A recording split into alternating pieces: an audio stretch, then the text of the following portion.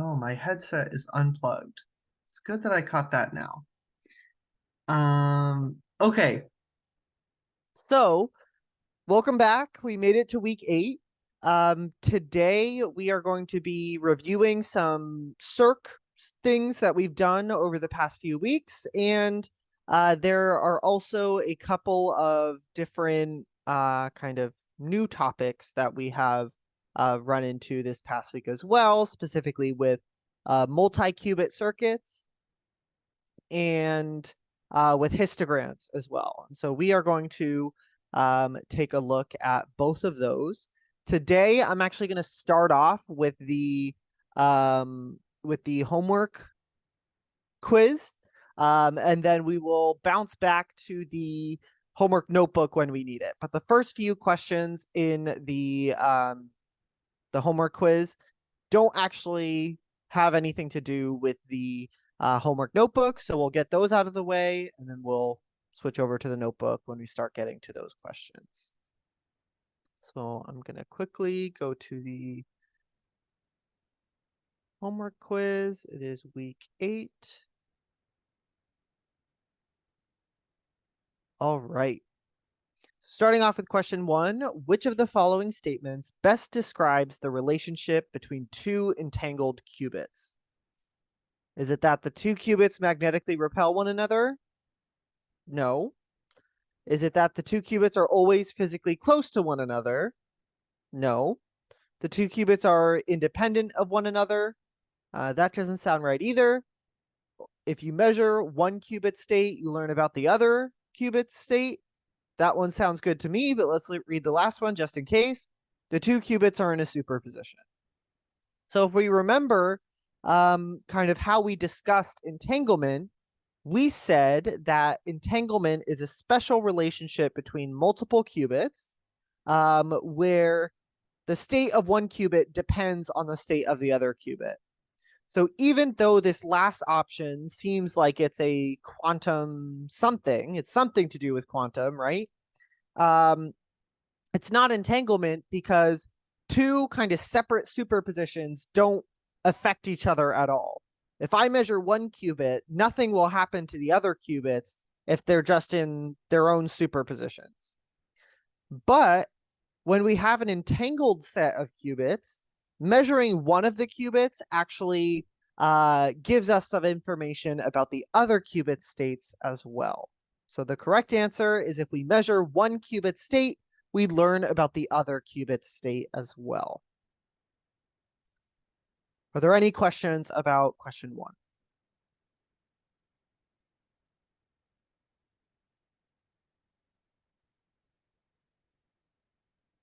All right. Moving on to question 2. When a qubit is in a superposition in the Z basis, what state is it in? So when we're talking about bases, we're essentially talking about a specific set of states that we can express all other states on the Bloch sphere kind of in terms of. So for example, we saw in the past that the plus state can be represented as some type of combination of the 0 state and the 1 state. And we call the basis, as we call it, formed by the 0 state and the 1 state, the Z basis, because the 0 state and the 1 state lie along the Z axis.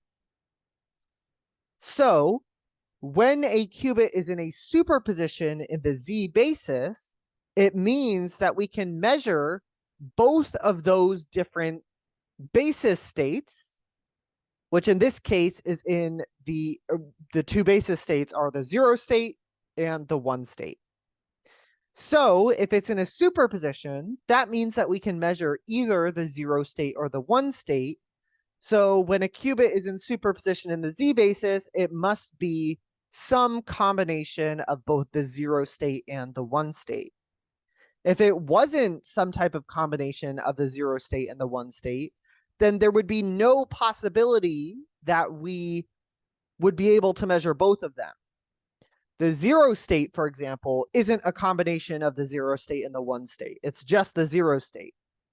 And the 0 state is not a superposition in the Z basis because it's one of the basis states. It's a state that we can actually measure directly. Whereas a superposition state, we can't measure directly.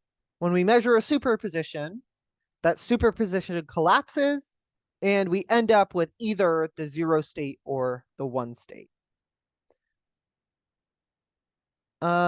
If 1 is on the top and 0 is on the bottom, is it still considered the Z basis? So the orientation of the block sphere never really changes. So by convention, we always have the 0 state on the top and the 1 state on the bottom. But in some sense, the basis doesn't really care what order you consider it in. For example, saying that my basis is formed by the 1 state and the 0 state is actually the exact same thing as saying that my basis is formed by the 0 state and the 1 state. So you can flip the order of those states around, and you're still talking about the same basis, because writing the plus state in terms of the 1 state and the 0 state, you have the exact same ingredients as if you were writing it in terms of the 0 state and the 1 state. It doesn't matter what order you list them in. You're just listing ingredients that you're going to have to use to form the other states on the block sphere.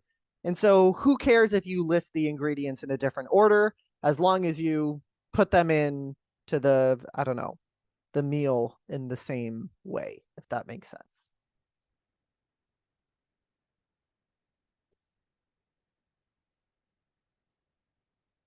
All right.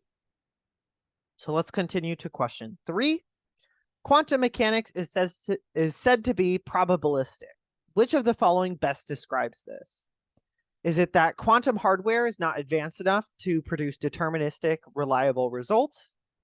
The most we can do, first of all, the first answer, it's possible. We do know that quantum hardware isn't the most reliable at this point. But let's see if any of the other answers sound more accurate. The second one says the most we can do to predict outcomes of a quantum measurement is determine the probabilities of getting each possible result. This sounds exactly like what we've been doing over the past few weeks, is using probabilities to predict the probabilities of getting each possible result. But let's see, let's keep reading the other ones just to make sure that that's the best description. Quantum mechanics is at its core completely random. This one's also not quite correct, because even though there is some randomness, quantum mechanics isn't completely random. There are still some things that we can predict. For example, the 0 state is a quantum state. It's built into quantum mechanics, and we can predict the measurement probability of measuring the 0 state to be 100%. That's something we know for sure.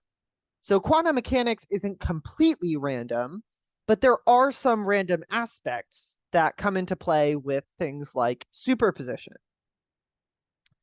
All right, what is the next one? We do not have sufficient evidence to prove quantum mechanics is true, so we say it's probably true or probabilistic. First of all, that's not what probabilistic means. We could Google the definition. But there is actually a whole bunch of evidence that tells us that quantum mechanics is very, very likely to be true.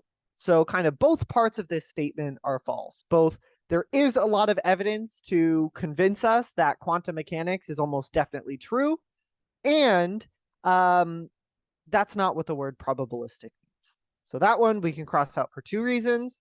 And then the last one says we can predict the most probable outcome of a quantum measurement, but no others. That's also not true.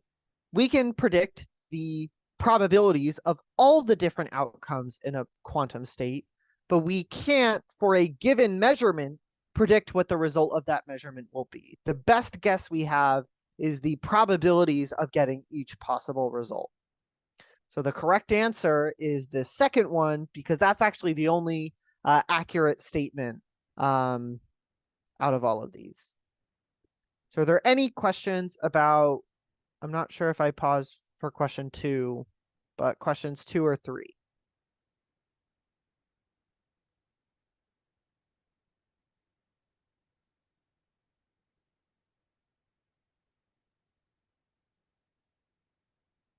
All right, moving on to question 4. Which of the following is the correct ket for the 2-qubit state represented by the following block spheres in right indexed notation? Okay, so right index notation just means that we start off all the way to the right, and we put the state of qubit 0, and then as we move to the left, we put the states of the other qubits. So moving 1 to the left will give us the state of qubit 1, and then we could keep going. We could put qubit 2 further to the left, and then qubit 3, and then 4, and then 5, however many qubits we want. So there are kind of 2 steps to this problem here.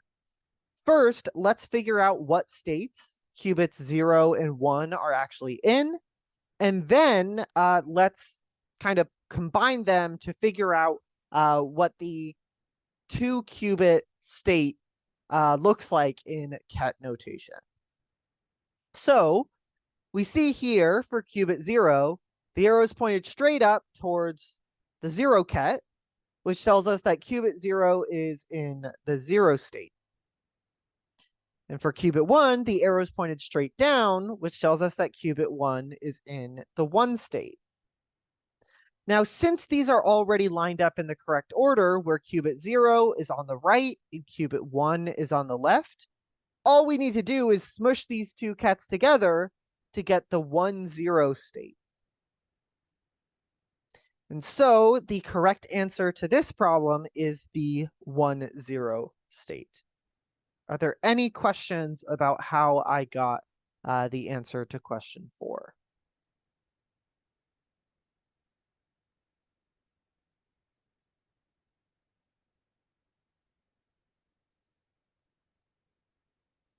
All right, let me clear this. Then we'll take a look at problem 5. Which of the following best describes the role of phase and amplitude in quantum computing? Is it we can increase the amplitude of correct solutions by interfering states with phase differences? That sounds good, but it's asking for something that best describes the role of phase and amplitude. So let's read through the other ones to make sure those don't have a better description. Is it that we can increase the phase of correct solutions by interfering with amplitude differences? Well, we know that interference affects the amplitude. So this doesn't quite make sense because amplitude differences doesn't produce interference.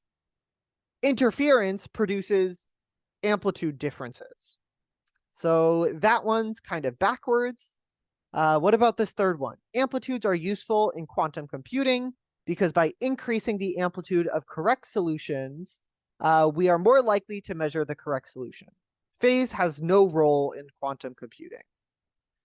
This one's also not quite true. I liked its description of amplitudes, but saying phase has no role in quantum computing is just not true. And something that could have hinted at that is that we've been talking about phase quite a bit throughout the past couple weeks. And so that probably gives you a clue that it has something to do with quantum computing. The fourth option says phase is useful in quantum computing because through phase differences, we decrease the likelihood of measuring the incorrect answer. Amplitude has no role in quantum computing. So this is also true for phase, right? Phase does cause interference, and interference can increase or decrease the likelihood of measuring specific states. But saying amplitude has no role in quantum computing is also incorrect. Does anyone remember what we use amplitude for in quantum computing? What can we calculate in terms of the amplitude?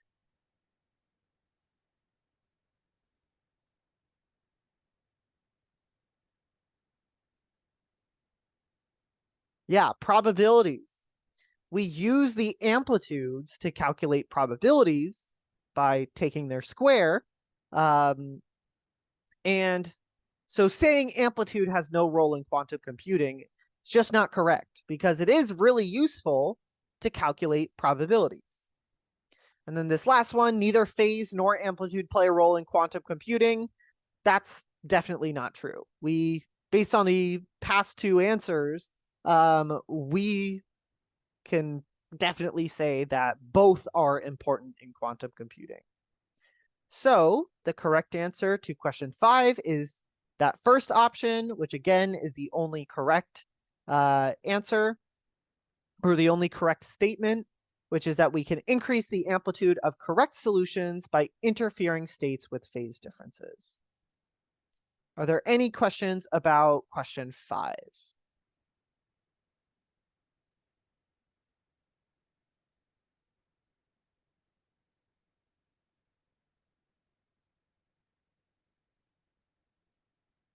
All right.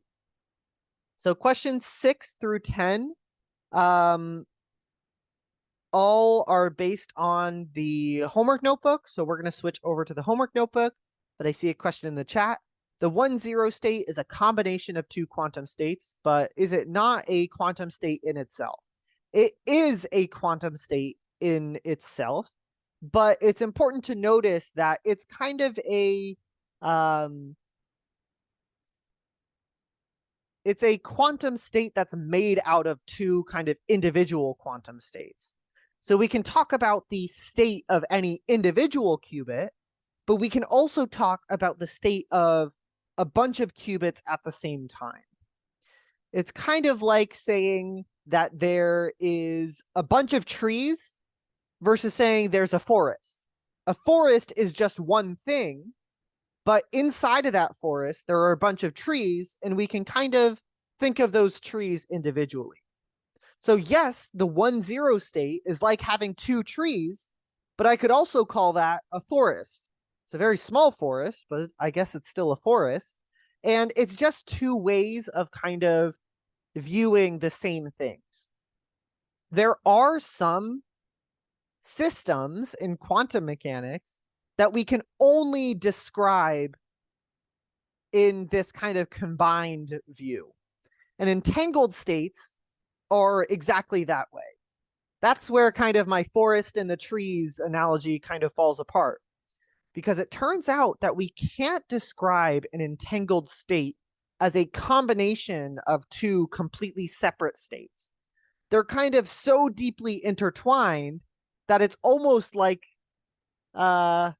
we can't even really talk about kind of the two qubits completely separately, because they so deeply depend on each other that once we pull them away from each other and try to look at them individually, the picture is kind of not complete. I'm trying to think of an analogy here. Have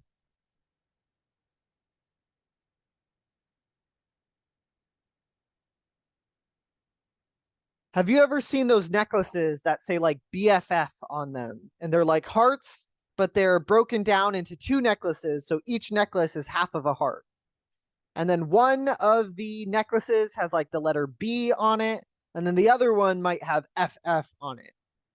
If you look at those two things separately, they don't make sense. Someone might be like, why on earth are you wearing a necklace that just has a letter B on it? And the other person's going to be asked, why do you have a necklace that just has the letter F on it twice? But when you put them together, you start to get a complete picture of what exactly you're looking at. And that is kind of what we're doing, or what we do with entanglement. If I tried to look at just one qubit, its state might not make sense on its own. Whereas if I look at both qubits together, I can look at it and definitely say, okay, this is an entangled state, and that explains some of the behavior that I'm seeing with each qubit individually. So yeah, entangled states are kind of funny, but these individual kets where we have like 1-0 or 0-0 or 1-1 or something like that, those can definitely be kind of viewed individually, because And in these states, for example, let's scroll up back to this one. In this state, for example, saying that qubit 0 is in the 0 state makes sense on its own. Whereas something like this,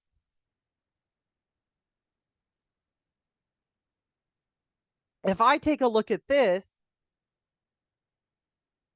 qubit 0, there's no one thing that qubit 0, there's no one state that qubit 0 is in, I guess. Sure, it's in some type of superposition. Sometimes it's a 0 state, sometimes it's a 1 state, but there's actually this kind of issue here, which is that it's always attached to this other qubit, and they're always in the same state. There's this entangled relationship between them, which it turns out actually complicates things a little bit. So I don't know if I just confused everyone by mentioning how entangled states are kind of different and that we kind of have to look at them together. But usually when we're working with more than one qubit, we want to take a look at the state as a whole instead of the states of the individual qubits, even though sometimes we can look at the states of individual qubits. That's kind of the moral of the story.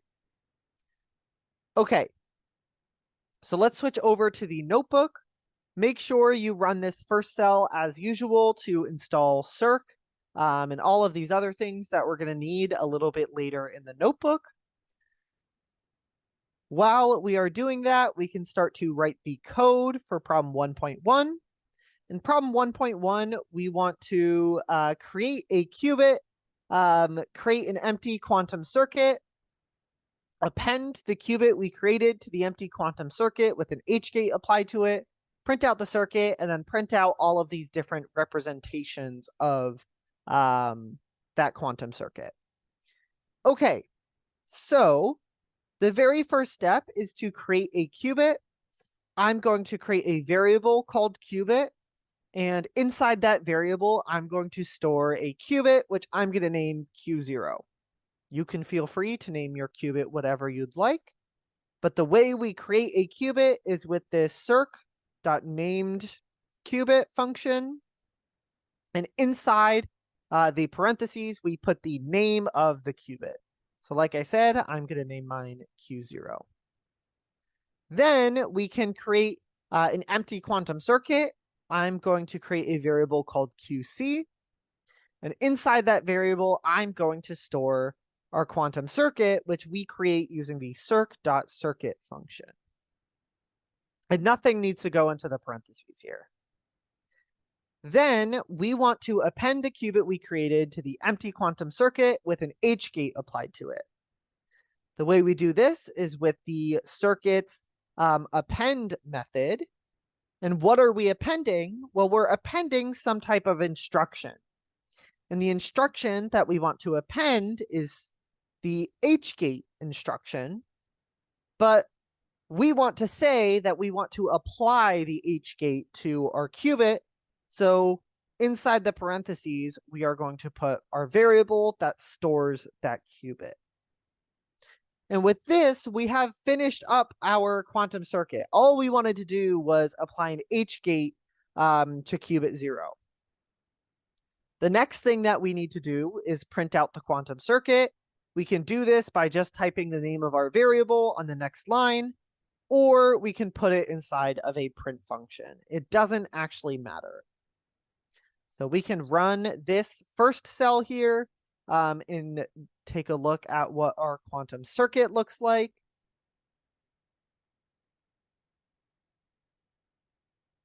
I don't know why it's taking so long.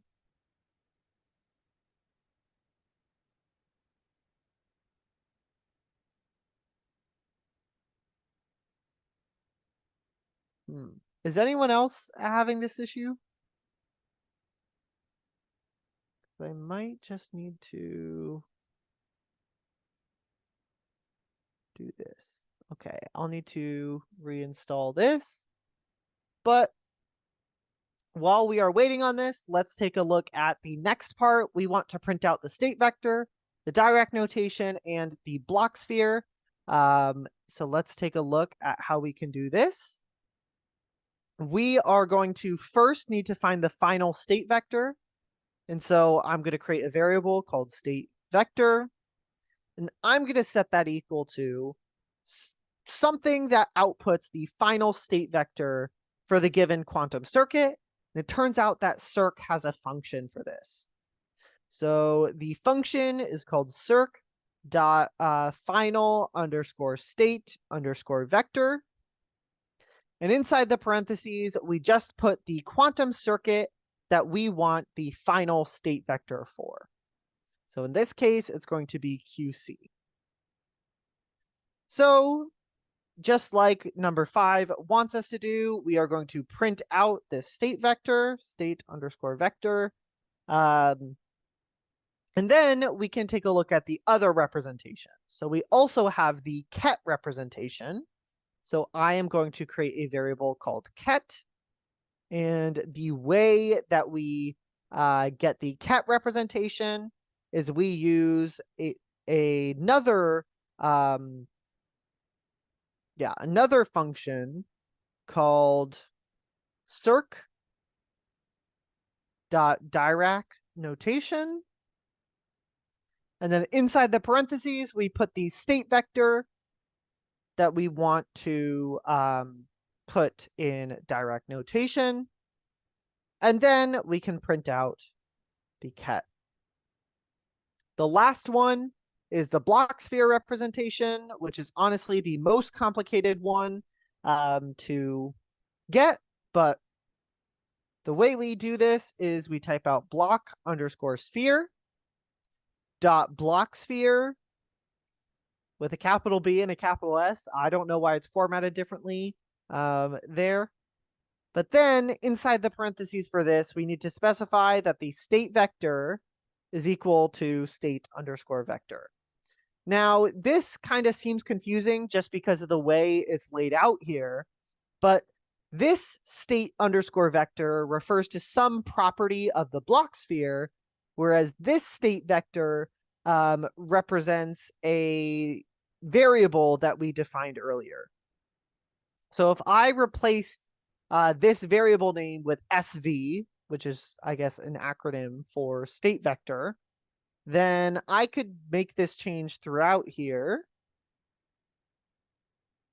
And this property of the block sphere that we're changing does not change. Whereas the variable name that contains the state vector might change depending on what variable name we chose on this first line. So even though it seems silly to do state underscore vector is equal to state underscore vector, those two state underscore vectors actually mean different things in this code. So to avoid that, we could just name our state vector something different, which is what I did here, so that we don't get confused. Which I actually prefer this. I don't like looking at state underscore vector is equal to state underscore vector either. I always prefer to make things as clear as possible. Okay, so now we can run this and we'll get our multiple representations. This is the vector representation for the state that we get. This is the ket representation for the state that we get. And this is the block sphere representation for the state we get, which in this case is a plus state. Someone asked, what does the J mean in the state vector? The J actually refers to the complex unit, which is normally given the symbol I, which is the square root of -1. In Python, I is usually used for something different. It's usually used for a variable in something called a for loop. So to make sure that we can still use I for a variable, it chose J as the complex unit here. So J squared is -1. And it turns out that complex numbers are a really big part of quantum mechanics and quantum computing. It's just that for the things we are working with, I'm not sure it's the most important thing to go into complex numbers. But just know if you want to learn more about complex numbers, that effort won't go to waste for quantum computing. Complex numbers are definitely used in quantum computing. All right, so the nice part about completing this code here, yes, it is totally fine if you know nothing about complex numbers. We are not going to be working with complex numbers in this course. Okay, so the nice thing about having written all of this code is for similar problems, we're literally just going to copy and paste this code and modify it as we need it. So for example, in problem 1.2, we want to append a measurement for our code, which actually we're not going to need to copy and paste stuff for.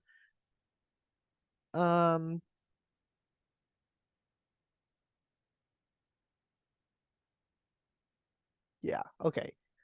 So we want to append a measurement to our circuit from the previous problem. Mine is stored in the variable QC, so I'll type that out. And I am again going to use that append method, but this time what we're appending is a measurement. And the way we append a measurement, or we create a measurement instruction, is with circ.measure. And inside the parentheses here, we are going to specify which qubit we want to measure. We only have one qubit and it's stored in the variable called qubit. So that's what we're going to do. And that is all we need to append a measurement to our quantum circuit. Then it wants us to output the quantum circuit again. So I'm just going to print out my quantum circuit. Make sure you only run this cell once, because every time you run this cell, it's going to append another measurement, and that will actually cause an error. So make sure you are careful and only run this cell once. Otherwise you'll get an error. To simulate the results of our circuit, we are going to have to create a simulator object. So I'm going to create a variable called simulator, and I'm going to set that equal to, or inside that variable, I am going to store the object that is created with circ.simulator. Simulator. So this is going to create a simulator that we can simulate our quantum circuit on, but I actually need to run that quantum circuit on the simulator. So we're going to get some type of result, and that is going to come from using the run method of the simulator object. So I have my simulator stored in the variable called simulator. I'm going to use its run method. And inside the parentheses, we specify which quantum circuit we want to run. The quantum circuit I want to run is stored in the variable QC. And then we can print out our results. All right. If you accidentally ran this append twice, all you need to do is go back to problem 1.1, because when we create our circuit this way, it's going to create an empty circuit. So if you accidentally append your measurement twice, go back and run the cells in problem 1.1, and that will kind of build your quantum circuit from scratch again, and then you can go back and run the cells in problem 1.2 again. So when we run this second cell here, I get that the Q0 is in the 1 state. This could be expected, I guess. There should be a 50% chance of measuring the 0 state and a 50% chance of measuring the 1 state. In this case, I just ended up getting the 1 state. All right. Are there any questions about problem 1.2 or 1.1?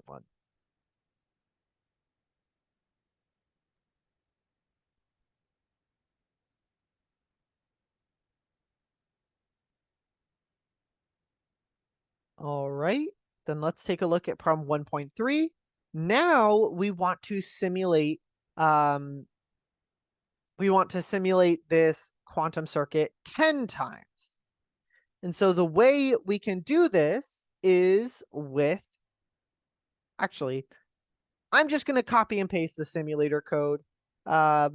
We actually wouldn't need to create a new simulator, but I think it's good to get into the process of first we create a simulator, and then we run it, and then we print out the results. The kind of general format is the exact same.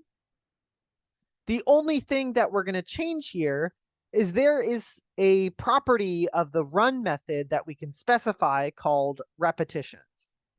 And so inside the parentheses here, I'm going to put a comma, and then I'm going to specify repetitions is equal to 10. And what that says is when we run our circuit in the simulator, we want to repeat that simulation 10 times to see the different results that we would get. So now when I run this, instead of getting a single number for the state of Q0, I'm going to get hopefully 10 numbers here. And we could see here that I get the 0 state a bunch of times and the 1 state a bunch of times. And that's because there is a 50% chance of measuring the 0 state and a 50% chance of measuring the 1 state every single time I run this quantum circuit and measure the final state. All right. Are there any questions about problem 1.3?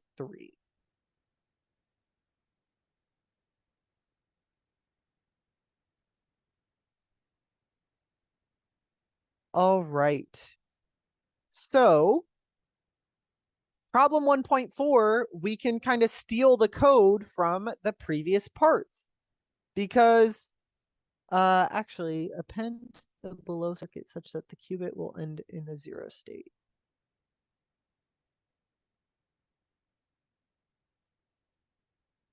All right, yeah, let's steal our code from problem 1.1.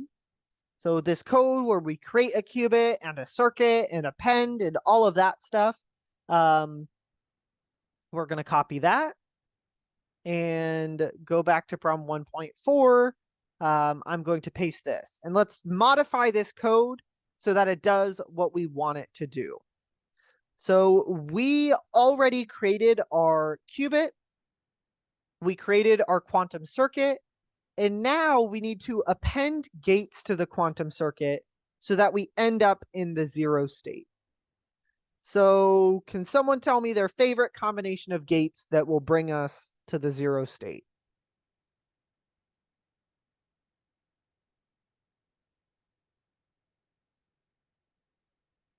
All right, someone said 2x gates in a row. Let's do that. So 2x gates in a row will definitely bring us from the 0 state to the 1 state. That's the first x gate. And then the second x gate will bring us from the 1 state back to the 0 state. So it will definitely bring us to the 0 state.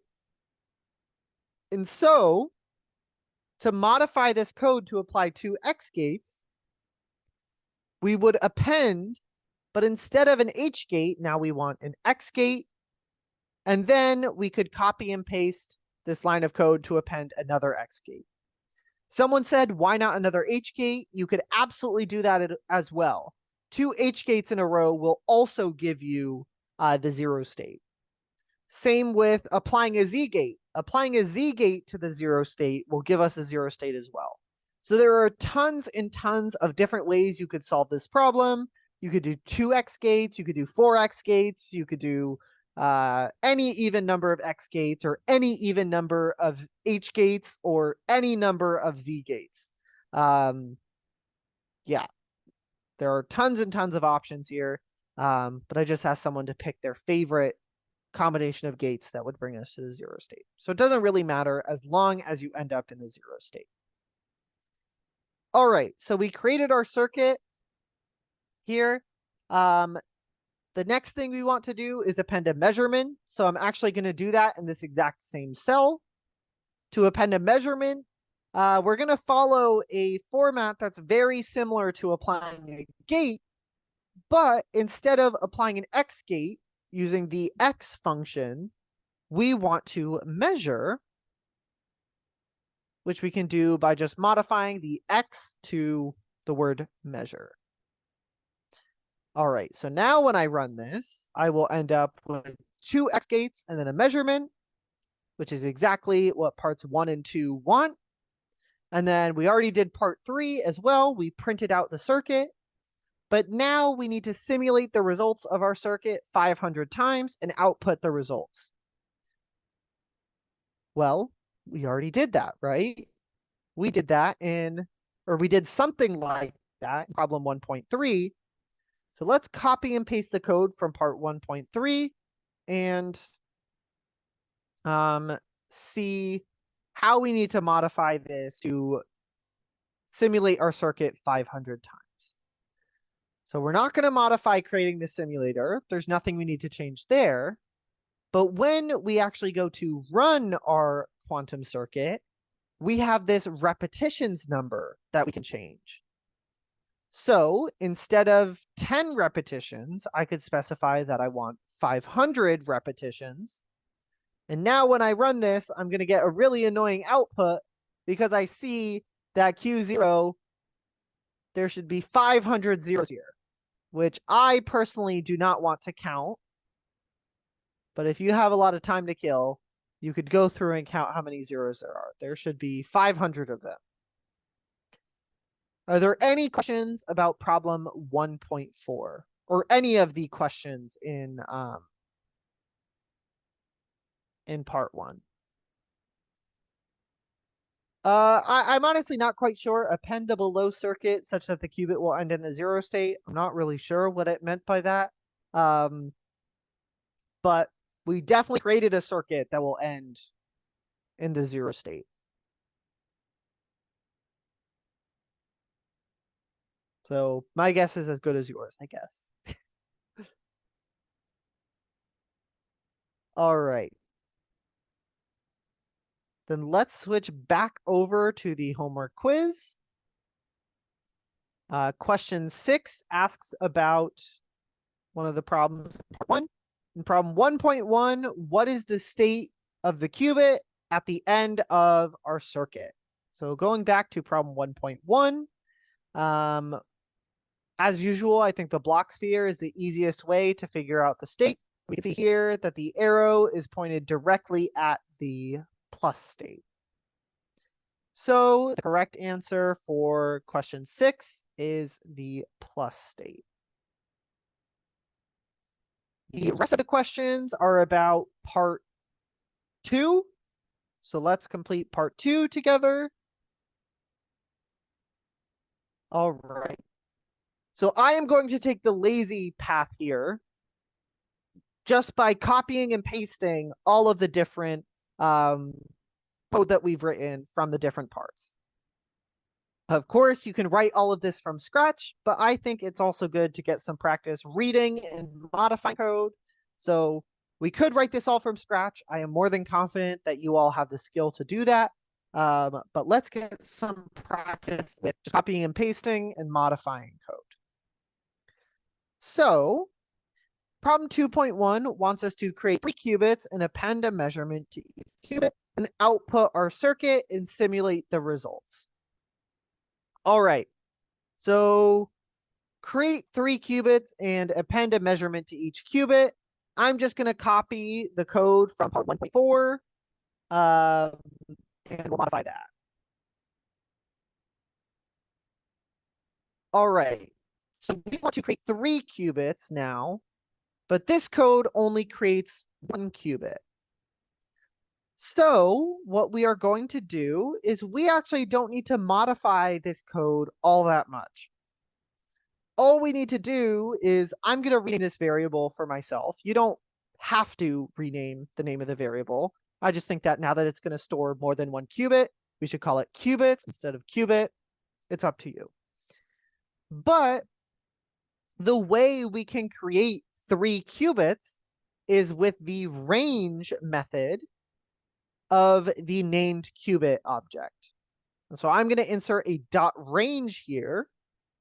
And what this will do is it will create a list of qubits And inside the parentheses, we can specify how many qubits we want to be in the list. So in this case, we want 3. And there's an optional thing that we can specify as well, which is prefix. And all the prefix says is what we want the names of the qubits to start with.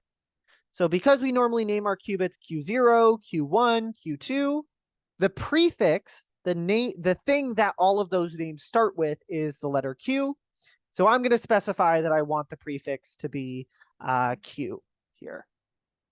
It's totally optional. Your code will still work if you do not specify prefix is equal to Q, but your qubits will be named differently, and that might affect your code in different contexts, not in this one. The second line of code of creating an empty quantum circuit will definitely not change. That is always the same. But these append statements are going to change. And in particular, I see that circ.measure is what we are going to want to do. We want to measure these qubits, but instead of using our variable qubit, we want to measure all of the qubits stored in the variable called qubits here.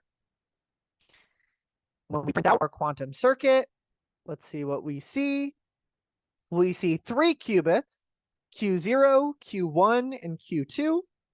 And there are 3 measurements, 1 measurement for each qubit, which is exactly what this problem wanted us to do.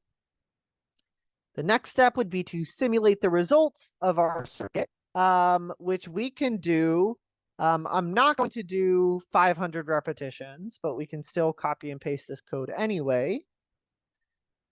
Let's simulate it once.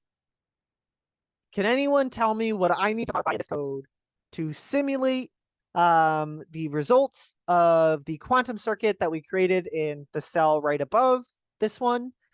But we only want to simulate it once. What would I need to change?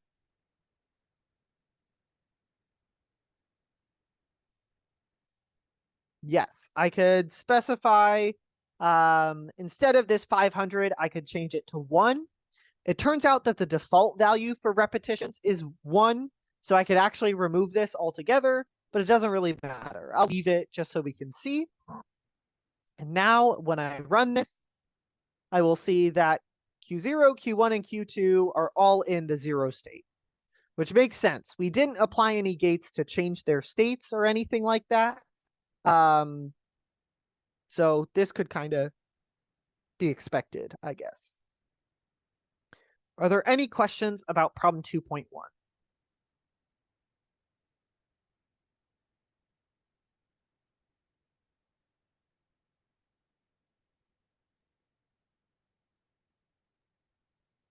All right. So let's take a look at problem 2.2. We want to create 3 qubits and append an H gate to each qubit, output our circuit, and then give the ket representation and the final state vectors of our circuit. Okay, so the first thing that I'm going to do is copy and paste this code. We still want to create 3 qubits, so this first line of code still works totally fine. But now we want to append an H gate to each qubit. And so I'm going to write a new line of code here. We can do qc.append. We're still appending instructions to our quantum circuit, so we still want to use the append method.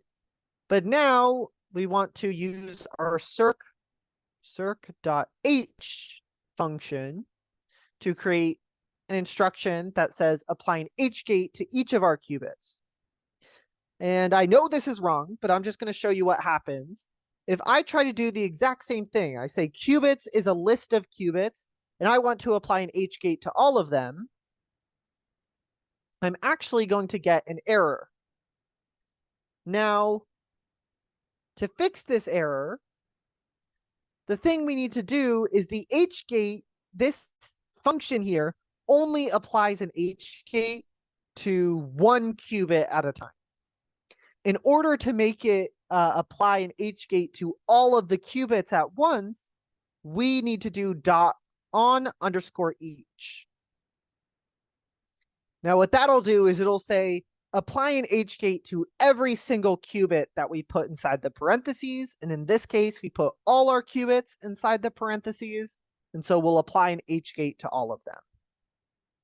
And then we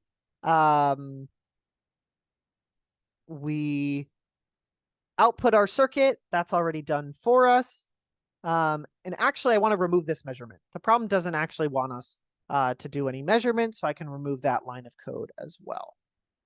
So now when I run this, I should get 3 qubits where Q0, Q1, and Q2 all have H gates applied to them.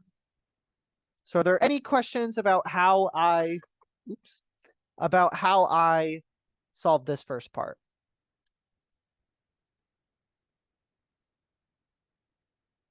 Because now we will see how we can get our final state vectors and our ket representation. Yeah, Enoch. I just want to ask, like, what if you wanted to like add the H gate to like the first index? Index Yeah. one? Great Um, question. So if I wanted to do something like that, then I could specify an index of my list. So I'm going to copy and paste this just because I'm lazy. But if I wanted to apply an H gate, I wouldn't need the on each kind of method because I'm only applying it to one. But now, instead of the list of qubits, I can access the individual qubits inside of this list. So if I wanted to apply an H gate to the qubit with index 1, I would do square brackets and put the number 1 inside. What this is saying is find the qubit in the list with index 1 and apply an H gate to it. So let me run this. And you see here, now qubit 1 has 2 H gates applied to it. One of the H gates came from this line of code where we applied an H gate to every single qubit in the list. And the second H gate came from this line of code here where I applied an H gate only to the qubit with index 1. Does that Okay. answer your question? Yes. Thank you. All right, great question. I'm going to rerun this so it goes back to the original circuit. But now I want to point out that we already wrote code that will get the final state vector and the ket. It's actually this code right here. I'm going to take this from problem 1.1 and copy and paste it in problem 2.2 in this other cell here. Again, this will give us an error if we run it right away, but I'm going to show you what's wrong with this. It tells us that it's an invalid quantum state. Basically, the Bloch sphere is only able to represent single qubit quantum states. So with something like this, where we have a 3-qubit quantum state, we can't actually use the Bloch sphere. So we have to delete this line of code here. There's honestly not a great kind of visual way to represent multi-qubit states, unfortunately. So our state vector and our kets are kind of our best options here. But when we run this state vector here is super long now. There's actually 1, 2, 3, 4, 5, 6, 7, 8 different items in our state vector. And that comes from the fact that there are 3 qubits now. It turns out that for every qubit that we add to our quantum state, we multiply the number of components, the number of, I guess, numbers in our state vector by 2. So in this case, we have 2 times 2 times 2 components, which is 8 components here. And we can see all of these different possibilities that we have in our final state in the ket representation. All right. Are there any questions about problem 2.2? Oh boy, we're not doing great on time. All right. So let's do problem 2.3. We already had a hint of how to do this, but as usual, I'm just going to copy and paste code from the previous part so that we can get around redefining our qubits and stuff like that. We don't need to waste our time typing those out over and over again. But now we want to create 3 qubits, append an H gate to the first qubit, an X gate to the second qubit, and a Z gate to the third qubit. How would we do this? Well, we're going to use that method that we just talked about of indexing the list. So we don't need this on each anymore because we're not applying the same gate to every single qubit in our list. Instead, we want to only apply an H gate to the first qubit. So what index does the first qubit in our list have?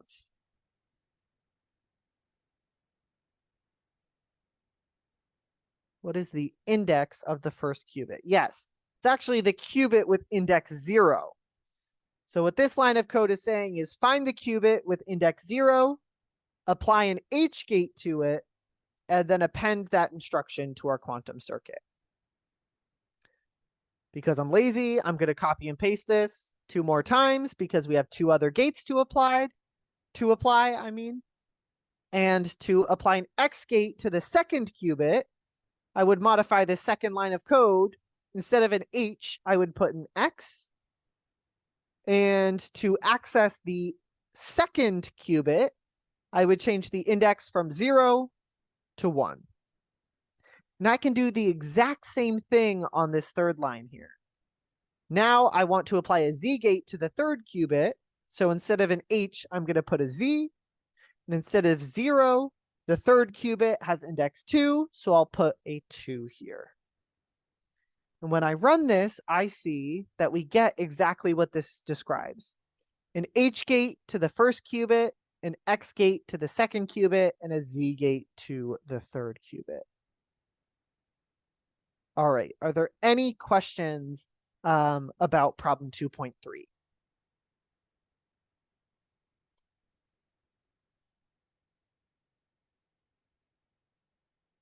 All right. Then it says use the same circuit as problem 2.3. Append a Z gate to the first qubit, an H gate to the second, and an X gate to the third. All right, so we want to use the same circuit. So we're not going to go through these steps of redefining here, but we do want to append a whole bunch of gates. So I'm going to copy and paste this code. So just the append code here, because we don't want to delete our old quantum circuit. We want to use the exact same one from before. But now we want to append more gates here. Now we want to append a Z gate to the first qubit, an H gate to the second qubit, and an X gate to the third. All we need to do here is change what we're appending. We want to append a Z gate to the first qubit. Instead of an H gate here, we're going to apply a Z gate. This will apply a Z gate to the first qubit in the quantum circuit. We want to apply an H gate to the second. We just change this X to an H. And this line of code here now appends an H gate instruction to the second qubit. And if we want to apply an X gate to the third qubit, we type the letter X here. And this will apply an X gate to the third qubit. This is another one where we need to be careful to only run this once. Because every single time we run this, it'll keep appending these instructions here. I want to point out that the reason we have to be extra careful is because when we do this QC equals circ.circuit line of code, we're actually deleting our old quantum circuit and creating a new one. So even if we had a previous quantum circuit, this would delete it. Whereas in this problem, we're just appending to a previous quantum circuit. We're not deleting and creating a new one. So if we keep running this cell, we're saying, okay, append these instructions to the previous quantum circuit. And then we run it again and we say append these again and again and again and again. So we could end up, if we run this 1,000,000 times, appending 1,000,000 instructions because we're not deleting our old quantum circuit and creating a new one. Are there any questions about what I just said or problem 2.4?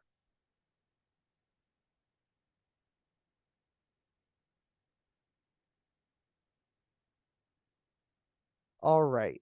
So I am actually going to point out that there is a Circ Basics cheat sheet linked at the top of the notebook under resources. And if we click on this, we're going to see pretty much all of the code that we've gone through so far. So if you ever want to go back and refer to this, it is a really great resource in case you forget how to find the final state vector or something like that. But what I want to point out is I guess they have not added it yet.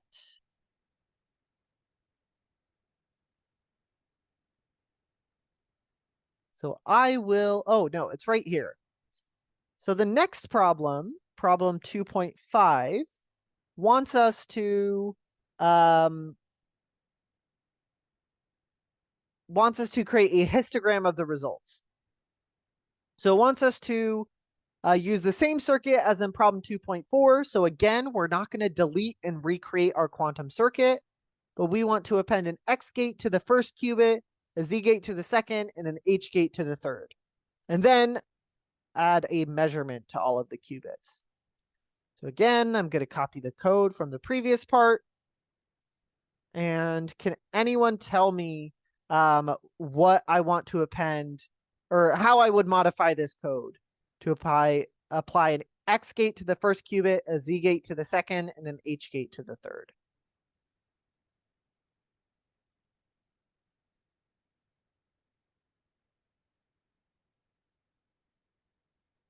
Yes, I see someone said we changed the first Z to an X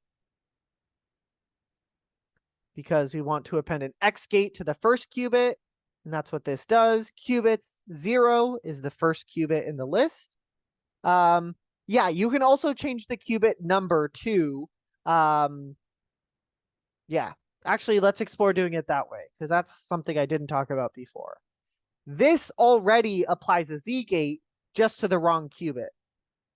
So if we want to append a Z gate to the second qubit, we just change this number from a 0 to a 1. And we want to apply an H gate to the third qubit, so we can change this 1 to a 2. And we want to apply an X gate to the first qubit, so we can also change this back to a 0. These two methods are the exact same. We're just modifying code, and there are multiple ways to modify the same code to get the same result. So you can either modify the letters and keep the qubit the same, or because we already have all the gates we want to apply just in the wrong order here, we can also just change the index of the qubit we are applying the gate to. That's absolutely correct. All right. So I am going to run this here and we take a look at our final circuit here. Your circuit should have 9 gates in it. So it should look like this grid here. And going back to our cheat sheet here, let's see how we apply our or how we create our histogram. So I'm going to copy and paste this here, and then we will talk about what it does. I'm going to paste it in this cell down here. If I try to run it right away, it's going to give me an error. Because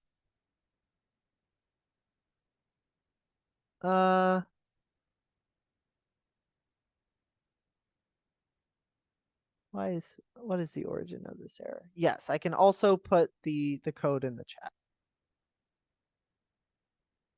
I am honestly not sure what the source of this error is, but I am going to tell you that we haven't simulated this quantum circuit yet. So this result variable in the parentheses here isn't actually storing the results that we think it's storing. So we need to simulate our quantum circuit, and the way we do that, we've already done, right? Up in problem 2.1, we've simulated our quantum circuit. So as usual, just going to copy and paste that code. So I'm going to paste this code before we create the histogram, because we need to create our histogram, or we need to simulate our circuit before we can create a histogram of the results. Now you'll also notice that I deleted us printing out the results, because we want to simulate this 10,000 times, and printing out 10,000 numbers is going to create a super long output that I really don't want to deal with right now. But to simulate the result of our circuit 10,000 times, like Eden said in the chat, we just need to put the number 10,000 here, which I think I did. And now when we run this, circuit has no measurements. Oops, I forgot to add measurements to problem 2.5. So the way we would do this is we need to add qc.append. We need to append some measurements. And we can do qc.measure. And we want to measure all of the qubits in the list.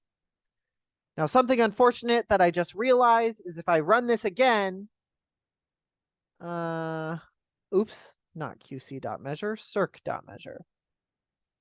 Okay, now when I run this, it's going to have a whole mess of other gates that I didn't mean to apply. It's just because I ran this cell a couple of times, and it gives us a note here. If we want to rerun the solution to this problem, we need to rerun the solutions to problem 2.3 and 2.4 first. So let's do that. Run problem 2.3, run problem 2.4, and now we can run problem 2.5, and it'll give us this result here. We have our nice three sets of, kind of sets of gates and then a measurement. Having no measurements will give you an error in the histogram line here. That is totally right. But now when we run this, it's actually still giving us an error. Oh, I know why. It's these binary labels here. If you change this to, I want to say 8. So inside the parentheses, oh, is it 3? Maybe it's 3. I don't remember what the input to this is. Oh, it is 3. Yes. So I guess the binary labels 3 is just the number of binary digits, the number of qubits we have, essentially. Thank you, Jessica, for pointing that out. But we see here that we pretty much get a even distribution. We have an equal probability of measuring all of the different states here. Yeah. Are there any questions about problem 2.5?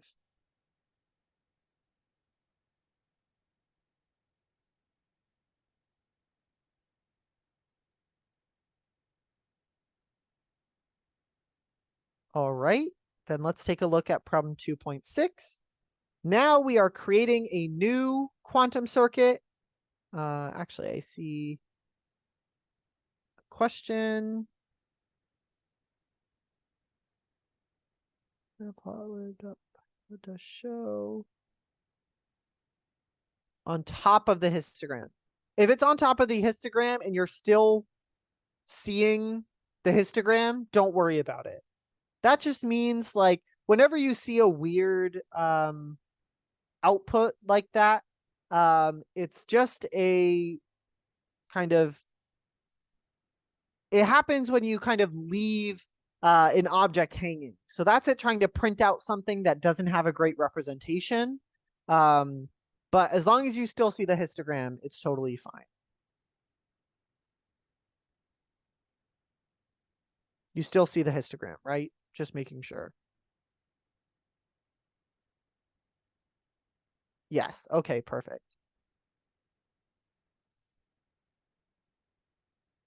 Okay. So let's move on to 2.6. We want to create 2 qubits, create a circuit, and add a CNOT gate, such that the first qubit is the control, the second is the target, and then output our circuit. And then we also want to print out the cat representation. So let's do this one from scratch. How do we create a list with 2 qubits? We can create our variable called qubits. And then we want to use the circ.named qubit.range method. And then inside the parentheses, we put the number of qubits that we want. So in this case, we want 2 qubits. And then now that we have our 2 qubits, we want to create a circuit. So I'm going to call my circuit QC. And we create a circuit with circ.circuit and then parentheses. And then we can append an instruction, qc.append. But now the instruction that we want to append is circ.cnot. And the cnot instruction is actually a little bit different. We need to specify 2 things: the control qubit and the target qubit. And so because we want our first qubit to be the control, we want to access our qubits list and access the first qubit in that list, which has index 0. And then we put a comma, and then we can specify the target qubit. And we want our second qubit to be the target qubit. So we can access our qubits list, followed by square brackets and the index 1. I think that's all it wants us to do. We can output our circuit now. So I'm going to print out QC. When I run this, oops, what did I do? Oh, it makes me give a prefix. I forgot. I want to specify prefix is equal to Q. So then I'll have Q0, Q1, Q2. And now when I run this, I get something that looks like this. This is how circ draws the CNOT gate. This @ represents the control, and the X represents the target. We want to print out the ket representation of our circuit's final state. We can create a variable. I'm going to call mine SV for state vector. And the way we can get the final state of the final state vector for our quantum circuit is circ.final_state_vector. Then inside the parentheses, we put the quantum circuit that we want to get the final state vector for, which in this case is QC. And then we can just print out the state vector like this. When we print it out, it has 4 components. Remember, every time we add a qubit, we multiply the number of components by 2. So in this case, we have 2 qubits. So we do 2 times 2, and we get 4. Actually, I don't even think it wanted the state vector representation. So I kind of did this print function for nothing. But if I want to convert it to a ket, I can create another variable. Let's call it ket. And I can convert it into ket notation by doing circ.dirac_notation. Then inside the parentheses, I would put the state vector that I want to convert, which is stored for me in the variable SV. And then I can print out the ket. And now I can see that this big kind of complicated vector is literally just the 0, 0 state. Are there any questions about problem 2.6?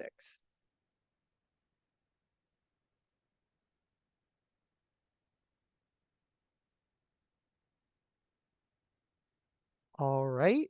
And I'm so sorry for going overtime, by the way. I just want to make sure that we're all kind of understanding what's going on. But I will go through the whole thing. I'm not going to cut us off now that we've gotten this far. All right. Problem 2.7. We want to create 2 qubits, add an H gate to the first qubit, an X gate to the second qubit, then a C naught gate, blah, blah, blah, blah, measure both qubits, output the circuit, wants us to do a ton of things. I am going to, again, copy and paste code from the previous part and see how we can modify this to solve this problem. So we already create our 2 qubits with this first line, with the range function here, or the range method here. So we don't need to change anything with that. We create our circuit on the second line of code here. But now we need to add some H gates to the different qubits and X gates and C naught gates, make sure that's all set up. So we are going to do QC.append here. We want to append an instruction. And let's start off with appending our H gate. So we can do circ.h. And what qubit do we want to apply our H gate to? We want to apply it to the first qubit. So that would be the qubit in our qubits list with index 0. So that applies our H gate to qubit 0. We can do something similar. In fact, I'm just going to copy and paste it. To apply an X gate to the second qubit, we would change this H to an X. And because it's the first or the second qubit, not the first qubit, we would change this 0 to a 1. All right. So we've created our circuit, added an H gate to the first qubit, an X gate to the second qubit. Have we applied a C naught gate such that the first qubit is the control and the second qubit is the target? That's exactly what this line of code is doing. It applies a C naught gate. The first qubit that we put inside the parentheses is the control. The second one is the target. The last thing that we need to do is measure both qubits. And we can do this. QC.append, circ.measure. That's our measurement instruction. And we want to measure all of the qubits stored in this list called qubits. So all of this code here, when we run it, we will get a circuit that looks like this. I always think the circuit diagrams are easier to interpret than this code here, so I always like printing it out, even if it doesn't tell us to. Now, to simulate the results of our circuit 10,000 times and create a histogram of the results, we've already done something very similar in part. In problem 2.5. So I'm going to copy and paste this code that sets up our simulator, that simulates our quantum circuit 10,000 times and creates a histogram. And we are going to just need to modify this a little bit. So I'll copy and paste this down here.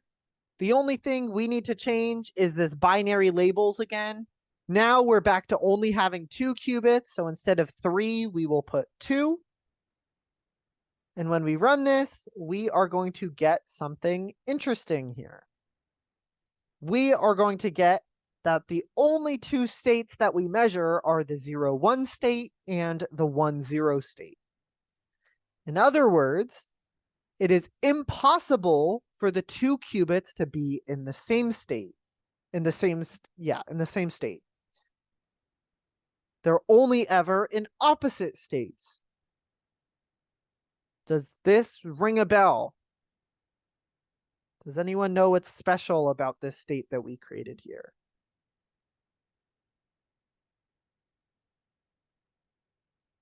What's special about this state?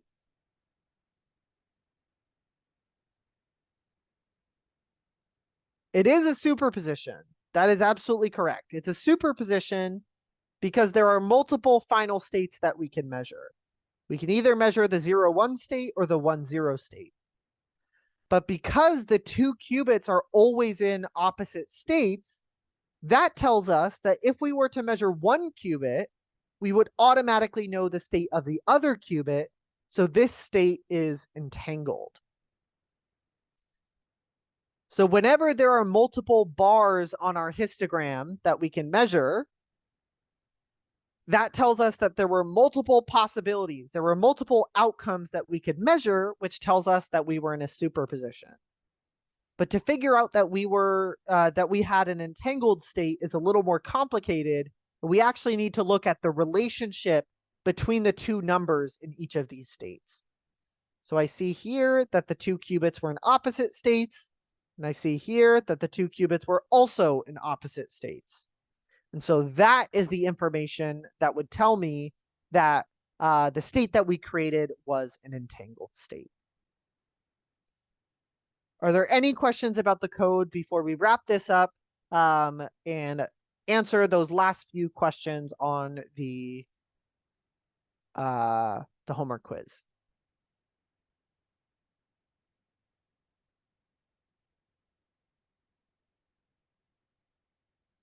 All right, let's switch over to the homework quiz then. Question 7 asks about problem 2.2. So let's scroll up to the top here to problem 2.2. And it asks, what is the coefficient, the number in front of the kets in the final state? So in the final state here, we have all of these different kets, and all of them have the coefficient of 0.35. So the correct answer to question 7 is 0.35. All right, question 8 asks, according to the histogram in problem 2.5, which of the following states are not possible to measure in this circuit? So let's take a look at problem 2.5, and there are a couple states missing, apparently.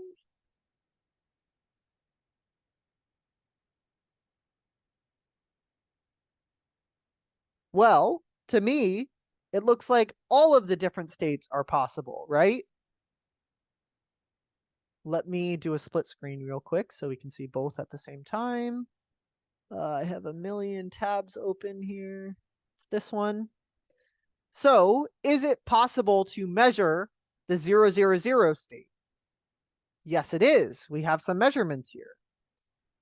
Same with the 111 state. We have some measurements. The 001 state we measured. The 110 state we measured as well. Same with all of these other states. We actually measured all of the possible combinations of states for the 3 different qubits. What it would have looked like if we didn't measure any of the results is something like this. There is no number of 00 measurements here or 11 measurements here because there's no bar above those 2 states. So the correct answer here is none of the above. It is possible to measure every single possible state with 3 qubits in problem 2.5. So the correct answer to question 8 is none of the above. We're actually able to measure all of the different states that they list off here. What probability is 0. What probability is 0.35? So 0.35 is the amplitude. So the to get the probability, we would do 0.35 squared, which let's see what that is. Oops, I did not mean to do that. 0.35 squared. There we go. It's 0.1225, which is a little over 12%. So it's a 12% chance of measuring each of those different options there. All right. So in question 9, asks, in problem 2.6, does the circuit create an entangled state? Let's take a look at this. So even though both of these qubits in the final state of problem 2.6 are always in the 0 state, an entangled state is always a superposition. So the state shown here is not a superposition because there's only one kind of ket here, the 0, ket. If it was a superposition, the final state would look something like, I don't know, something like this, where there are multiple kets. There are multiple final states that we could measure. And because this state only has one ket in it, the 0, ket, it is not in a superposition, and so it can't be an entangled state. So in problem question 9, the correct answer is no, it is not an entangled state. I'll pause for questions once I answer question 10, just so the people who don't have any questions can get out of here. I want to be respectful of your time. So question 10 asks, based on the measurement results in problem 2.7, which of the following can we conclude about the state of the qubits? Again, I'm going to make this split screen so we can see both at the same time.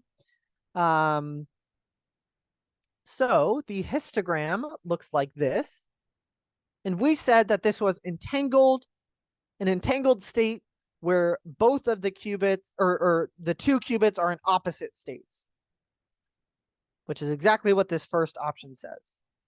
It's not true that it's neither entangled nor a superposition. It is definitely a superposition because there are multiple different final states that we could measure. It's not in an unequal superposition of all the possible 2-qubit states, because that would mean one of the bars is a lot higher than the other bar, which we actually haven't seen so far. But I'll draw it on here. If one of the bars was this high and the other bar was this high, for example, that would be an unequal superposition because we were a lot less likely to measure this state, which is why it occurred fewer times. And then the last option is it in an equal superposition of all 4 possible 2-qubit states? That would look, actually, let me clear this. That would look something like this, where all 4 bars are about equal in height. So it's definitely not that, that outcome either. All right. So now, if you have to go, definitely feel free to go. Thank you so much for sticking around the whole time and not complaining when I took forever to get through all of this. But are there any questions about, any of the questions in either the homework quiz or the notebook?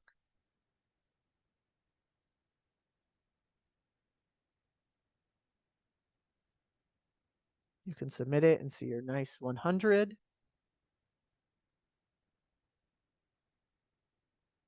What is tick label equal binary labels? Yeah, so the tick labels are along the bottom here. We have labels for the different quantum states. And if you want to figure out what something does, I would always recommend removing it and see what changes. So keep an eye on those labels down there. And when I run this again, those labels changed. So basically, by default, the numbering is going to go 0, 1, 2, 3, 4, 5, 6, etc. But that's not very meaningful to us. We want to know the states of the individual qubits. And so what adding in that tick label equal binary labels, whatever, does is it makes it so that the labels along the bottom represent the states of the different qubits. Great question. Are there any other questions?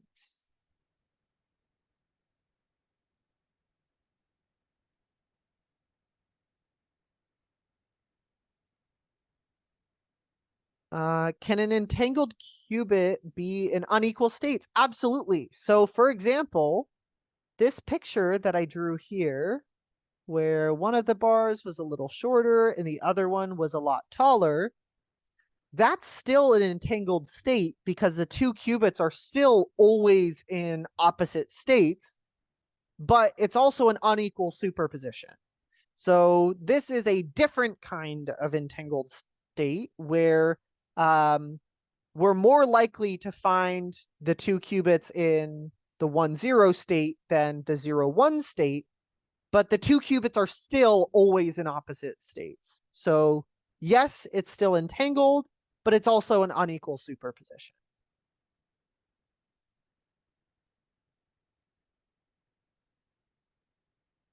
Great question. Are there any other questions before we sign off?